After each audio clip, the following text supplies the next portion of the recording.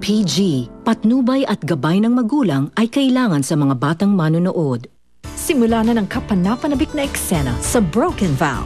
Brought to you exclusively by Sunsilk with Nano Complex, Nido Fortified, Tang, Tide, at Cremo Deluxe.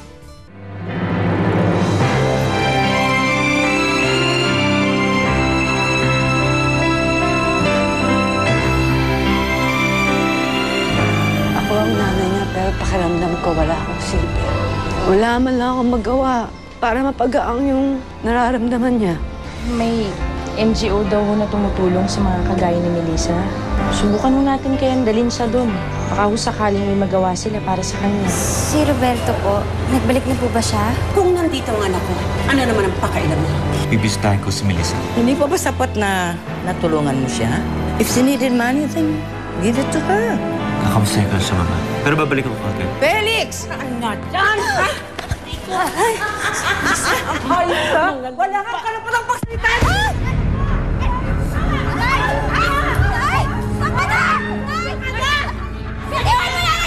Lumayas kayo dito! Lumayas! Hindi kami nalayas dito! Dahil di mo na ito pamamahay, Mrs. Sebastian?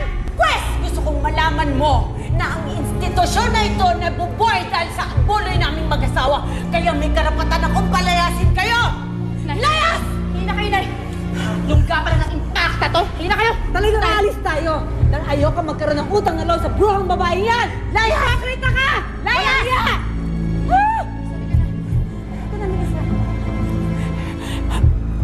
Pulutin mo ang mga perlas ko! May nakakita ba? Hawak pala ng asawa ni Mayor yung shelter na yun. Kung alam ko lang, hindi ko na kayo dinala dun eh. Wala na ba tayong makikitang lugar na kagaya nun, Ami? Nay, pwede ba dito na lang tayo sa bahay? Ayoko na magpunta kung saan-saan. Pero anak, kailangan mo ng tulong. At makukuha mo yun sa mga taong nakakaintindi ng mga nararanasan mo. Eh kami naman ni Ami, wala naman kayo masyadong kaalaman doon. Bakit ba ang kulit ninyo? Sinabi ko nang ayoko eh. Gandang araw ho. Gandang araw, Melissa. Para sa'yo. Saka pa. Ay, lahat na lang kayo pinapakialaman ako. Hindi ko kailangan ng tulong nyo.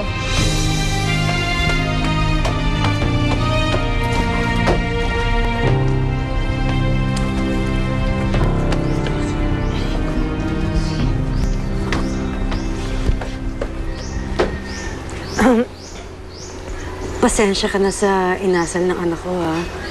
Meron kasing nangyaring hindi maganda kanina, kaya siguro mainit ang ulo. Eh, kamusta naman ho siya? Ayun, kagaya pa rin ng dati. Puno pa rin ng galit ang puso niya.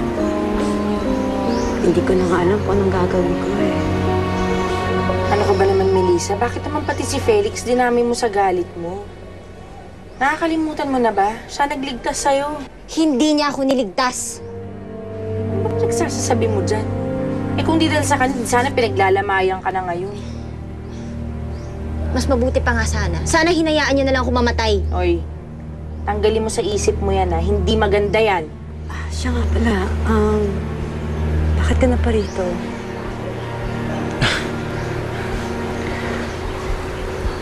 Hindi ko nga rin alam eh. Pero kasi simula nung iniligtas ko siya, pakiramdam ko kasi tungkulin ko na sigurado yung maayos ang buhay niya. Alam mo, bibihira ang taong katulad mo, Felix.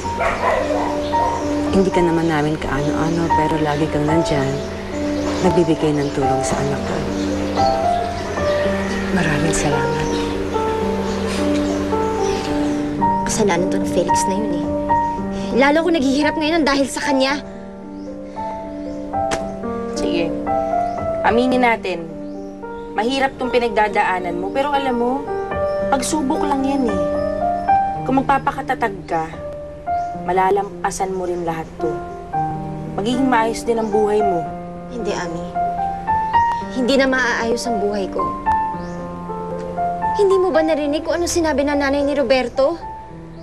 Hindi na niya ako babalikan. Sino pa makakaayos ng buhay ko ngayon? Wala na akong maaasahan. Pumasa ka sa akin, sa nanay mo. Kumapit ka sa amin, Melissa, hindi ka namin bibitawan.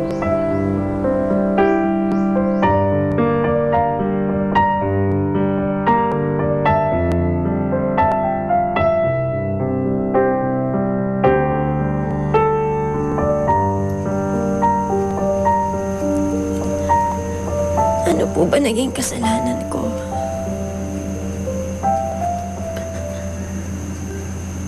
Bakit niyo ako pinaparusahan ng ganito?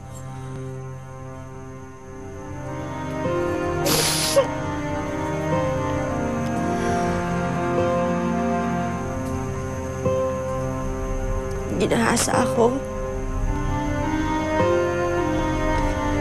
Nabuntis pa ako ng lalaking bumaboy sa akin. At si Roberto, ang nag-iisang lalaking minahal ko, hinayaan niyo pang mawala sa akin.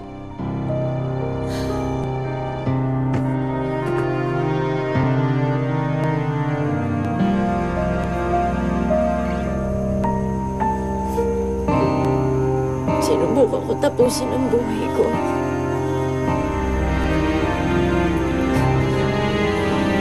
Pero pinigilan niyo ako. Itong bata sa sinupupunan ko. Gusto ko siyang mawala, pero hindi niyo ako hinayaan.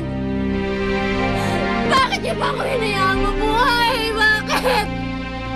Bakit?